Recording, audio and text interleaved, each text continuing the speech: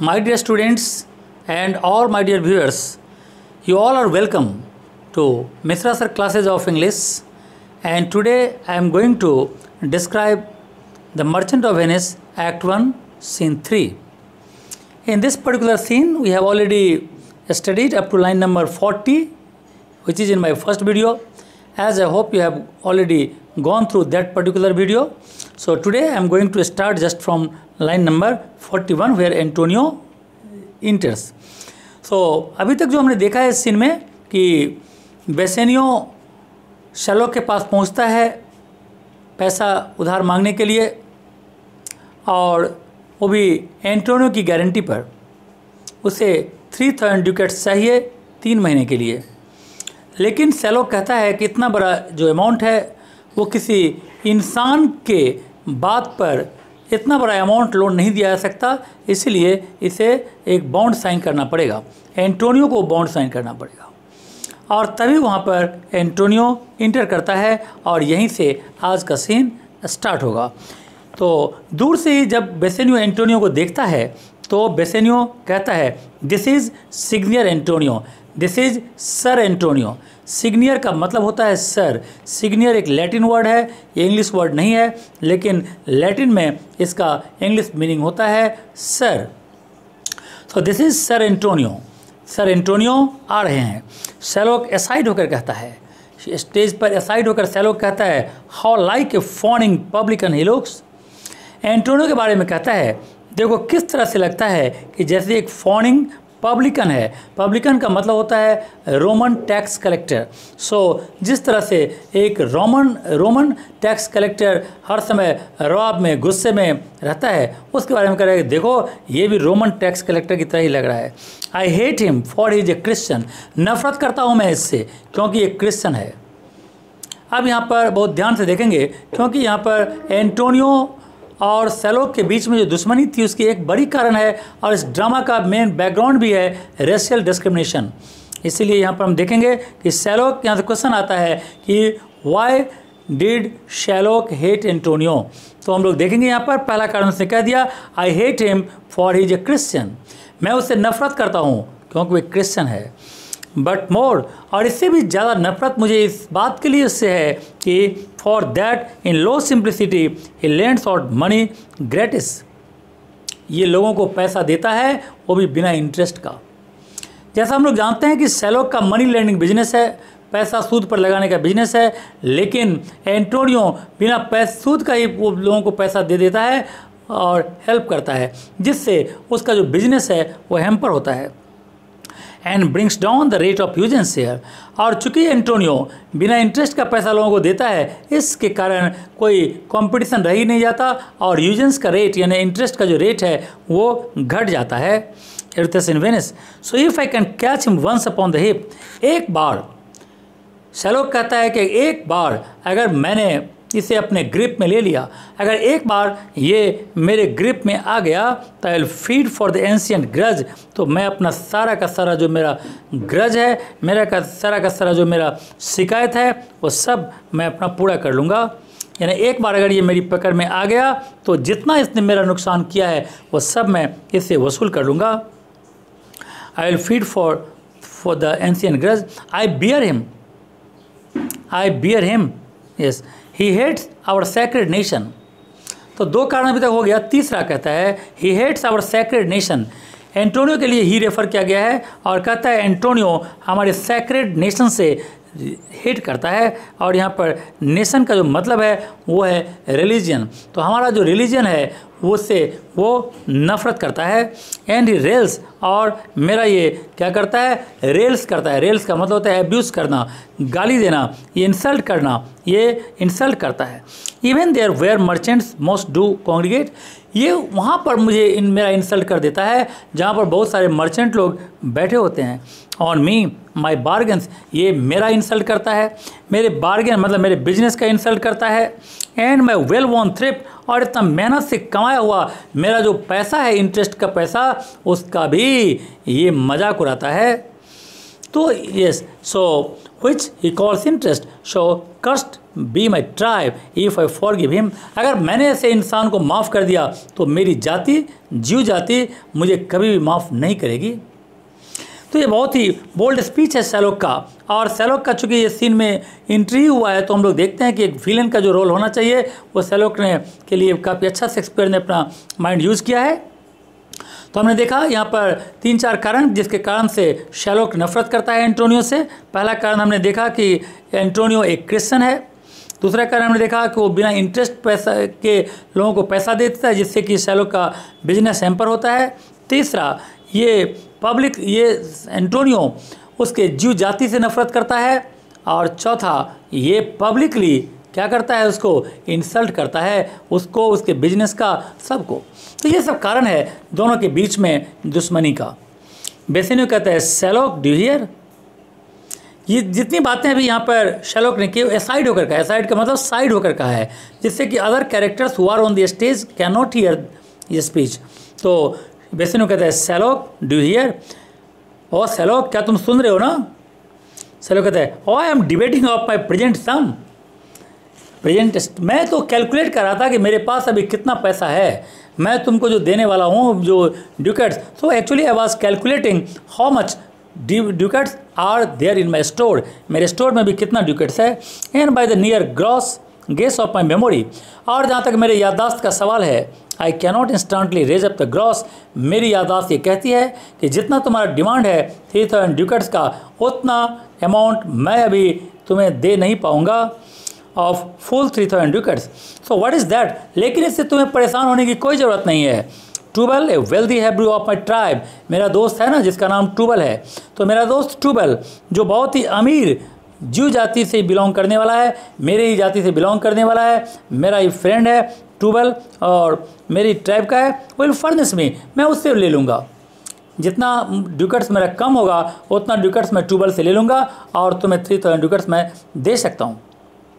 But soft, लेकिन ठहरो, how many months do you desire, लेकिन जरा एक बात बताओ कि तुमने कितने महीने के लिए ये अमाउंट मुझसे मांगा है। अब एंटोनियो से कहता है रेस्ट यू फेयर गुड सिग्नियर। तब तक एंटोनियो वहाँ पहुँच जाता है और कहता है, यहाँ पर ग्रीट करता है। रेस्ट यू फेयर का मतलब है यहाँ पर ग्रीट करना।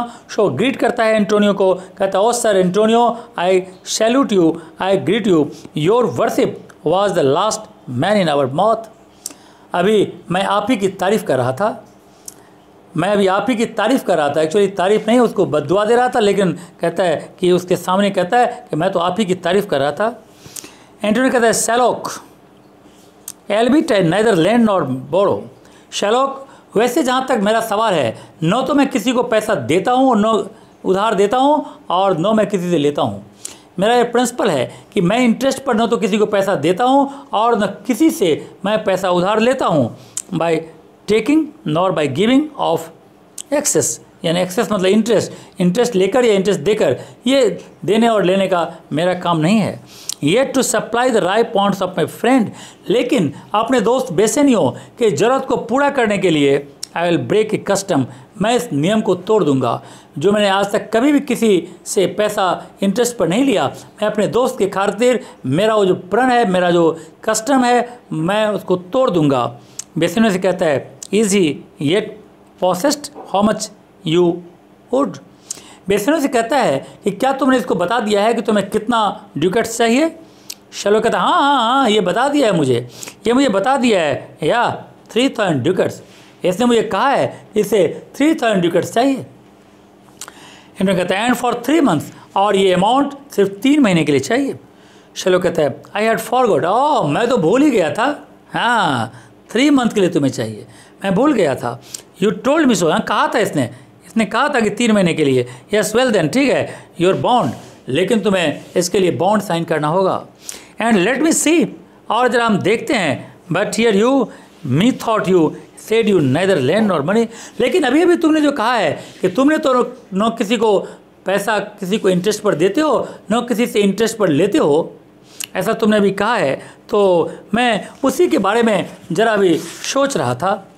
एंटोनियो कहता है I do never use it, yes मैं कभी किसी से पैसा न तो लेता हूँ और न देता हूँ। शलोक कहता है कि when Jacob grazed his uncle Laban's sheep, this Jacob from our holy Abraham was, as his wise mother wrought in his behalf, the third possessor. Yeah, he was the third.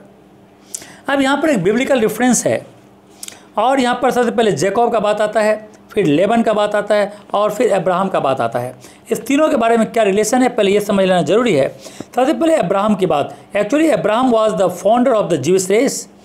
ज्यू जाति के फाउंडर का नाम है Abraham. उसका एक बेटा था जिसका नाम था आइजक और दूसरा बेटा का नाम था Jacob. Was the grandson of Abraham. इसका और पहला जो हुआ अब्राहम, अब्राहम के बेटे का नाम था आइजक और आइजक के बेटे का नाम था Jacob. Was the grandson of Abraham. तो ये तीनों के बारे में हमने समझ लिया यहाँ पर। यस, तो हम लोग देखते हैं यहाँ पर कि जैकब का और भी भाई था। जैकब अपने भाइयों में छोटा था। उस समय के नियम के हिसाब से सिर्फ बड़े भाई को पूरी प्रॉपर्टी पर अधिकार होता था और छोटे भाई को बड़ा भाई अपने बेटे की तरह पालता था और उसे अपने परिवार में रखता था। ये उस टाइम का नियम था, यानी फादर की संपत्ति में किसी छोटे भाई का अधिकार नहीं होता था। तो ये उस वक्त का नियम था। सो ये कहता है when Jacob grazed his uncle's Laban sheep, जब जैकब अपने अंकल लेबन यानी आइजक के भाई का नाम था लेबन, तो उसका सिर्फ ग्रेजिंग कराता था। उसका जो ये था भेड़ बकरी था उसको चराता था। और Jacob from the Holi Abraham was, और जैकब कौन था तो होली अब्राहम का बेटा था। जैकब जो था वो होली अब्राहम का ग्रैंडसन था। तो as his wise mother wrote in his behalf, लेकिन इसकी जो माँ थी वो बहुत चालाक थी और चालाकी से उसने जैकब को इस पूरी प्रॉपर्टी का थर्ड पोसेसर बना दिया, यानी उसको शेयर करवा दिया। तो अब इसका जो रेफरेंस अगर देखा जाए तो और भी बहुत सारा रेफरेंस यहाँ पर है। बाइबल में इसका रेफरेंस आता है कि जैकब जो था वो आइजक का सन था। He went to serve under his uncle Laban. ये अपने अंकल लेबन के यहाँ एक तरह से नौकरी करता था। नौकरी मतलब उसकी भेड़ बकरियों को चराता था। और दोनों के बीच में एक एग्रीमेंट हुआ था जो हम आगे देखने वाले हैं।